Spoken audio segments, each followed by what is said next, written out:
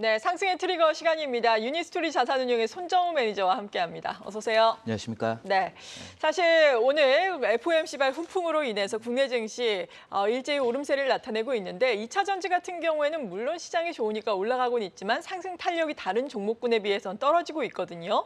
개인 투자자 여러분들 관심이 많으실 것 같은데 2차 전지 어떨까요?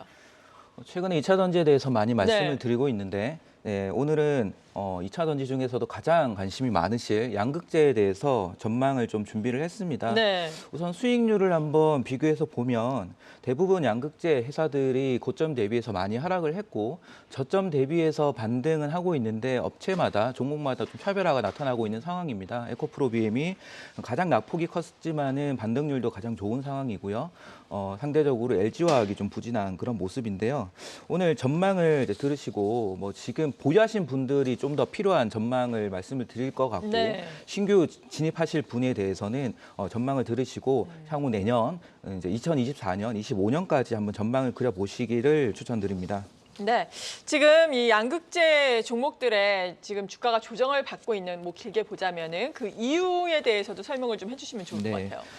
가장 결정적인 이유는 실적 부진과 네. 실적 컨센서스의 하락이 겹쳤기 때문입니다. 예를 들어 에코프로 BM의 경우에는 3분기 영업이익이 459억 원을 기록을 해서 영업이익률은 2.5%까지 하락을 했습니다. LNF는 3분기가 148억 원을 기록을 해서 1.2%까지 이익률이 하락을 했습니다. 매출액은 전분기 대비해서 에코프로 BM이 5% 감소하고 LNF는 8% 감소했는데 4분기 실적 전망에서도 에코프로 BM은 8% 감소, LNF는 23% 감소할 전망입니다. 사실 이러한 실적 컨센서스는 이미 반영되어 있다라고 보시면 되는데요. 이미 2024년의 컨센서스를 비교해서 보면 7월부터 급격하게 하락하기 시작했습니다. 이유는 2분기 실적 발표하기 직전부터 컨센서스가 하락하기 시작을 했고 리튬 가격이 본격적으로 하락한 시점이 이때부터였습니다.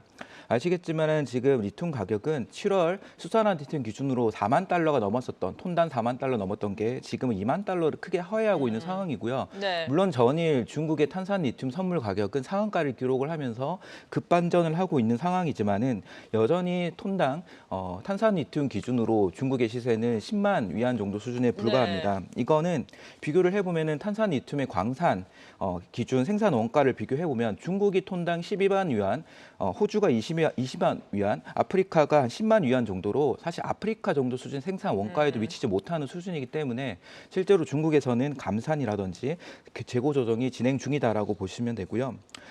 지금 현재 수준의 리튬 가격이 안정되기만 하며 현재 수준에 안정되기만 해도 내년 2024년 2분기부터는 양극재 업체들이 실적이 호전되기 시작을 할 것이다라고 전망하기 때문에 중요한 거는 리튬 가격이 될 겁니다. 우선 수출 데이터하고 실적을 비교해서 보면 수출 데이터가 11월까지 자료를 보면 그게 급강하고 있는 모습인데요. 3분기 수출 데이터가 한 대략 40.5% 하락할 것으로 보이고요. 여기에 매출액은 17.6% 정도 감소할 것으로 평균적으로 전망이 되는데 이 부분은 충분히 반영된 것 같습니다.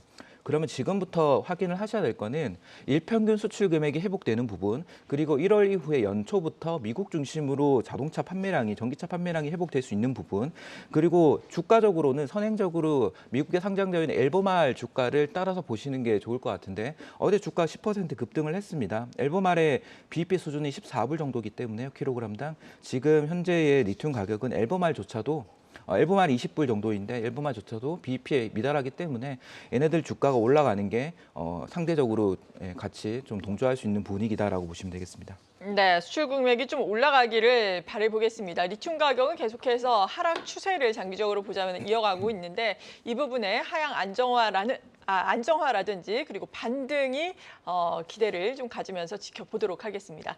양극재 시장 그렇다면 전망은 어떻습니까? 언제쯤 턴어라운드에 성공을 할 수 있을까요? 우선 양극재 업체들의 내년 시장 전망은 뭐 그렇게 없지는 않습니다. 사실 제가 추정하는 바에 따르면 양극재의 내년 2024년에 실적 성장 전망은 30% 정도를 전망을 하고 있는데 현재 컨센서스 기준으로 매출액의 양극재 평균 20에서 25% 성장을 전망하고 있기 때문에 이미 2024년의 컨센서스는 매출액 기준으로도 충분히 하향 조정이 되었습니다.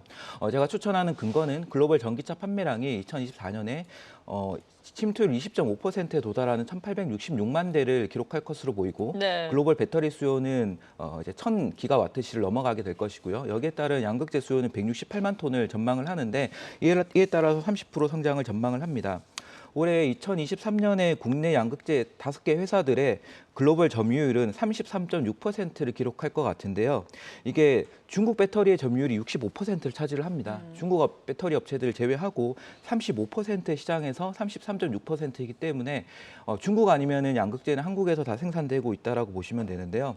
지금 LFP의 점유율이 40%를 넘어갔고 이게 계속적으로 오를 것이다라고 우려를 하고 있는데 제가 추정한 바에 따르면은 LFP가 중국에서 이미 제가 60% 점유율을 넘어갔기 때문에 네. 중국에서 70% 이상 압도적으로 점유율이 올라가지 않는다고 하면 미국은 한 7%, 유럽은 미국은 4%, 유럽은 7% 정도 점유를 하거든요. 그래서 AFP는 지금 현재 수준에서 한 50% 정도 안쪽으로만 점유율이 상승할 것이다. 그러면 오히려 미국 쪽에 배터리 생산이 늘어날수록 국내 양극재 업체들의 글로벌 점유율은 좀 더 2024년, 25년으로 갈수록 상승할 여지가 있을 것 같다. 그렇게 해서 내년은 2분기부터 실적이 턴어라운드가 되면 하반기부터는 2025년의 실적 전망을 네. 바탕으로 종목별로 우선 재평가되는 반등 흐름을 예상을 하고 있습니다. 네, 그래도 다행스러운 부분이네요. 그렇다면 마지막으로 투자 전략 측면에서 어떤 기업을 봐야 할지 간략하게 정리를 해주신다면요. 국내 5개 양극재 회사들을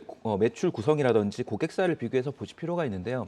우선 에코프로비엠이 가장 먼저 반등을 할 수 있었던 이유는 네. 하이니켈 기술력이 가장 좋고 고객사, 최대 고객사가 삼성 SDI인데 SDI의 3분기, 4분기 실적 전망이 밝기 때문에 그렇습니다. 상대적으로 LNF는 LG 에너지 솔루션의 비중이 높은데요. 테슬라 쪽으로 들어가는 비중이 절대적으로 높습니다. 따라서 LNF의 주가가 반등을 하기 위해서는 테슬라의 4680이 본격적으로 양산이 되면서 테슬라 쪽으로 직납으로 들어가는 양극재의 공급이 확정이 되는 그런 시점이 될 것 같습니다. 마지막으로 눈여겨볼 수 있을 만한 종목은 코스모 신소재가 있는데요. 사실 업황을 타기보다는 후발주자로서 증설 속도가 빠르기 때문에 2024년의 매출 성장은 다른 양극재보다도 높을 것 같은데요. 아직 하이니켈 기술력은 떨어지지만은 최근에 양극재의 트렌드가 중저가 케미스트리 양극재 쪽으로 망간 니치라든지 미드니켈 쪽으로 확대가 되는 전망이기 네. 때문에 코스모 신소재가 충분히 노려볼 수 있는 그런 시장인 것 같아서 내년에 3만 톤, 현재 3만 톤 캐파에서 6월 말에 7만 톤 캐파가 늘어나서 10만 톤이 되고요.